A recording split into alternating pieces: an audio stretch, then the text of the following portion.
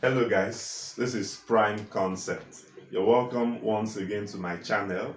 If you have been following my videos, you're welcome back to this particular series. We want to look at a new subject, which is ideal gas laws. Now, of course, you should know that whenever we have ideal, especially when it has to do with physics, we talk about ideal, there must also be a real case. An ideal case is just a case we use in physics to simplify mathematical relations. That is why we talk about ideal. So we're looking at ideal. This is actually an area of physics known as thermal physics. So we're considering ideal gas laws. Now, when we say ideal gases, what are the conditions that makes gases to be ideal? An ideal behavior for gases is when gases are subjected under a condition of low pressure and high temperature. So whenever gases are allowed to be or to stay under the condition of low pressure and high temperature, those gases would have a behavior which we know as ideal behavior.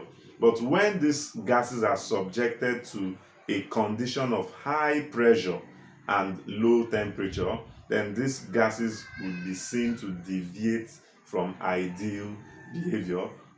Under this condition, the ideal gas laws, which we are going to mention, would no longer hold, right?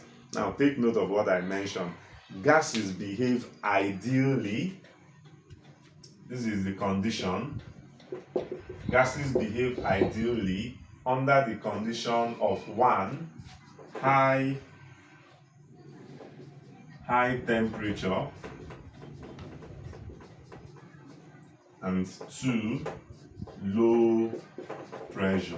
So when gases are under this condition of temperature and pressure, then those gases will behave ideally, and invariably they would follow the ideal gas laws. But when the condition for this is reversed, then those gases will no longer obey the ideal gas laws, right? And the reason is because if you decrease the temperature and you increase the pressure, what it simply means is that you are compressing the gases. And when you compress these gases, it means you are liquefying the gases. The gas molecules will now be very close to each other, so that the effect of intermolecular attractive force would now be very strong, right? So that the ideal or the kinetic theory of gases, which we know, would no longer be obeyed, right? So it means that this is our condition for gases to follow the gas laws. Now, what are the gas laws for ideal gases? I would list them and we'll begin to handle them one after the other in our series of videos. Now, the gas laws that governs ideal gases, number one we're going to look at is Charles' law. Charles' law is one we would learn. Number two is Boyle's law. Boyle's law is also an ideal gas law. Number three is Avogadro's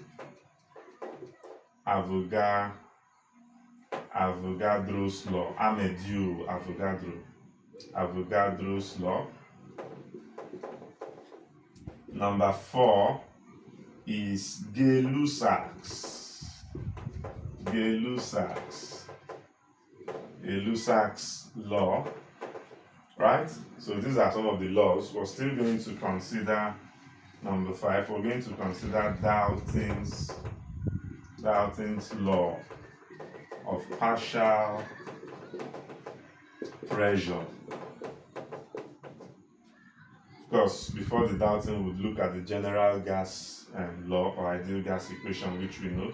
Then number six, we're going to look at Graham's law of diffusion also.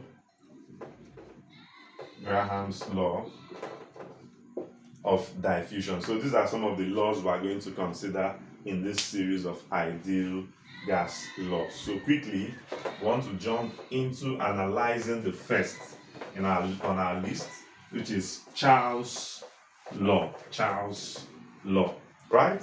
Now, Charles' law I'm going to state that. So we're going to be looking at Charles law. I hope I'm correct with my spelling of Charles. Right.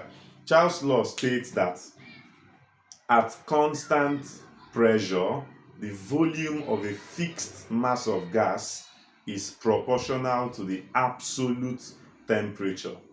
I would repeat that so that you take note. It states that at constant pressure, the volume of a fixed mass of gas is directly proportional to the absolute temperature, right? Now, what does absolute temperature mean? Absolute temperature simply means temperature that is measured in the units of Kelvin, not degrees Celsius. So absolute temperature is the Kelvin temperature scale, right? So that is Charles law. Charles law relates volume and temperature. It simply means that as your temperature increases, the volume of your gases will do what? Increase. And that actually makes sense. Now, if you bring a container that contains gases, a particular gas, and you heat up that container, what you're actually doing when you heat up the container is that you are increasing the temperature. And you would notice that when you heat, the temperature increases, the gas molecules or the gas will begin to what? Expand, thereby increasing the what? The volume, right? So that is what Charles is trying to tell us. So you have that, if you want to put that mathematically, you will have that the volume is proportional to the absolute temperature. You take note that this temperature is measured in Kelvin, so that when you remove your proportionality sign, you have that volume is equal to some constant K times the temperature, right?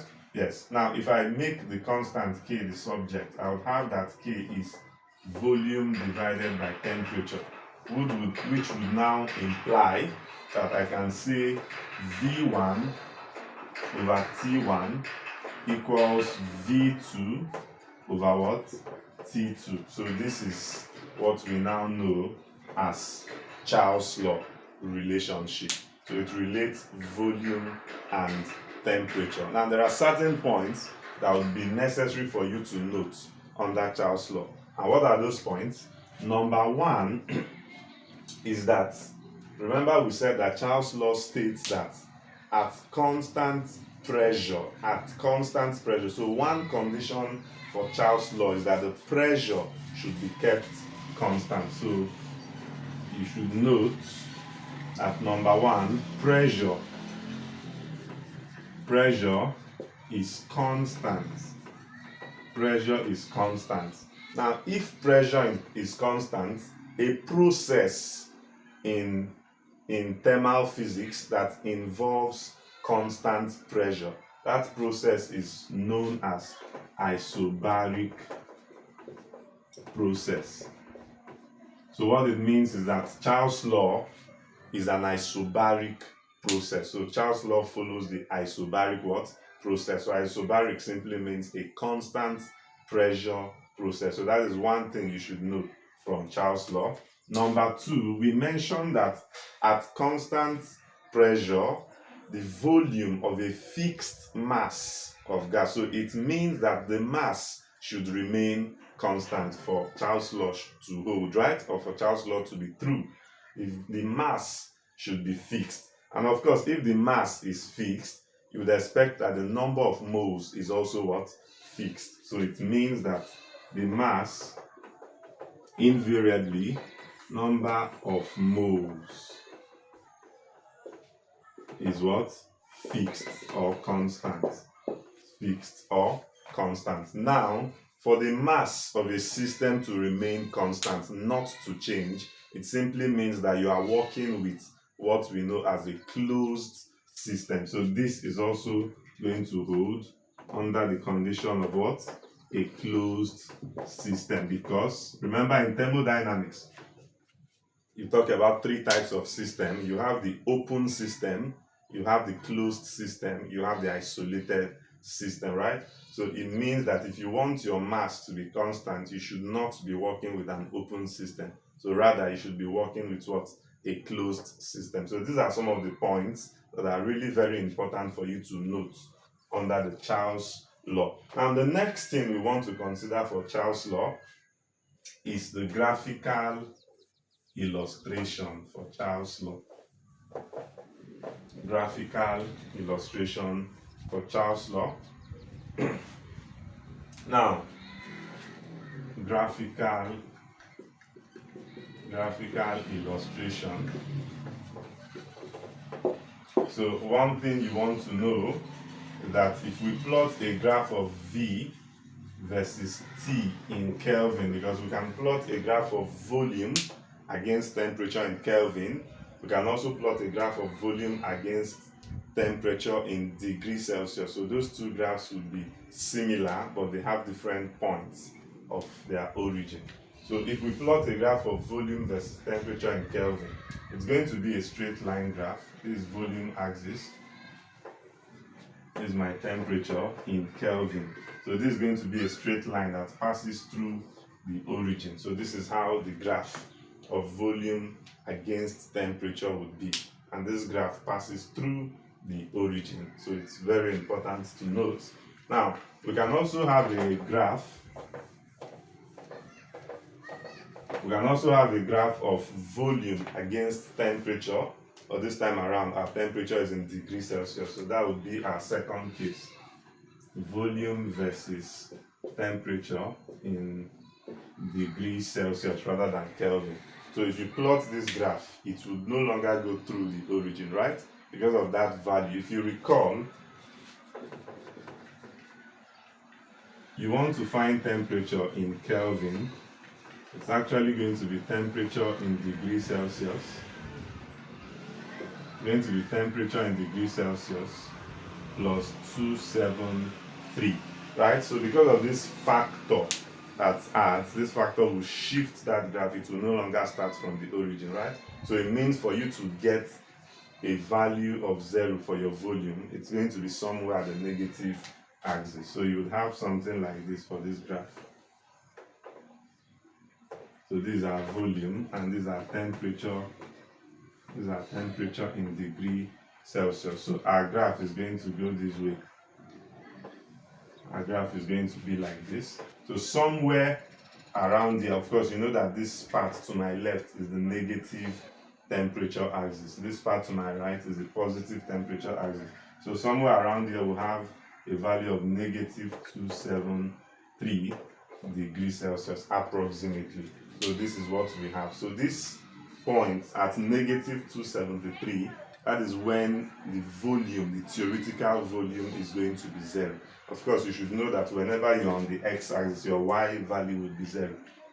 So you should note from this graph that at negative 273 degrees Celsius, volume V is equal to what? 0. So you should know this. And this value minus 273 degrees Celsius is what we know as absolute 0 temperature. So this is called absolute 0 temperature, because that corresponds to the value of 0 Kelvin. So this is what you should know about the graph for Charles' law, right? So I believe this is clear. And the final thing I want to explain for Charles' law is the linear equation for Charles' law. There's a relationship that proves that Charles' law really gives a linear graph. So I'm going to illustrate that. So linear relation of Charles' law. Now recall that from what I gave, Charles' law is V1 over T1 equals what? V2 over T2, right? Now if we consider that this temperature, let's say we are given temperature in degree Celsius rather than Kelvin, or given temperature in degrees Celsius, it means I would have that V1 would now become my temperature T1 in degrees Celsius plus 273, which will be equal to V2 divided by my temperature T2. I'm using small t, that is the temperature in degrees Celsius, plus 273. So when you do T2 in degrees Celsius plus 273, it means you have converted to capital T2, which is Kelvin. So you do same thing here. You've converted to Kelvin, right? Now let us make some assumptions. We want to assume that at our initial temperature, when the temperature is initially 0 degrees Celsius, we want to assume that our volume is going to be V naught, right? So we have our initial volume V1 will be called V naught. So if we do the same thing, so at some other temperature value, whatever value it will be at a temperature value T, then our volume V2 becomes V. So if we use these parameters and substitute into this equation, then I would have, instead of V1, I would have V0 as my initial volume. Then my T1 is now what?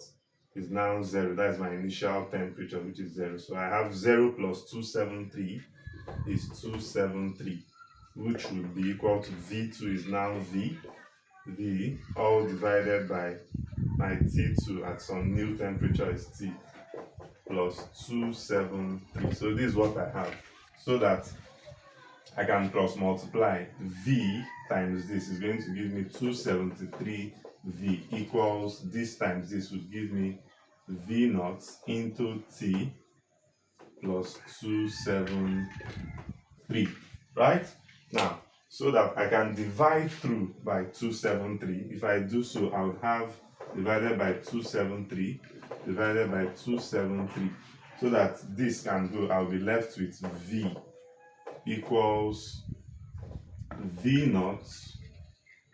Can I take this 273 into the bracket? Of course I can do that. So I would say V naught into T all divided by 273 plus 273 all divided by 273. So if we do this, you would have that V becomes V naught into, this is going to be 1 over 273 T, right? T plus 1. So I can rewrite this and say that V is V naught into 1 plus 1 over 273 T. So that I can call alpha to be some constant, temperature constants, which I would set alpha to become 1 over 273. So it would mean finally that V becomes V naught into 1 plus alpha T. So this is a relationship that simply shows that volume is actually linearly related to temperature according to Charles' law, which is what we saw in our graphical illustration. That the graph of volume against temperature is a linear graph, and this equation actually verifies so, right? It means that for every 1 degree rise in temperature, your volume will do what? Will change. So that is what this relationship is showing. So I believe this concept is clear. Alpha is a constant, which is 1 over 273. So thanks for watching this. I will stop this video here. In my next video, I will take an example here and then go over to Boyle's law and other relations. Thanks for watching this prime concept.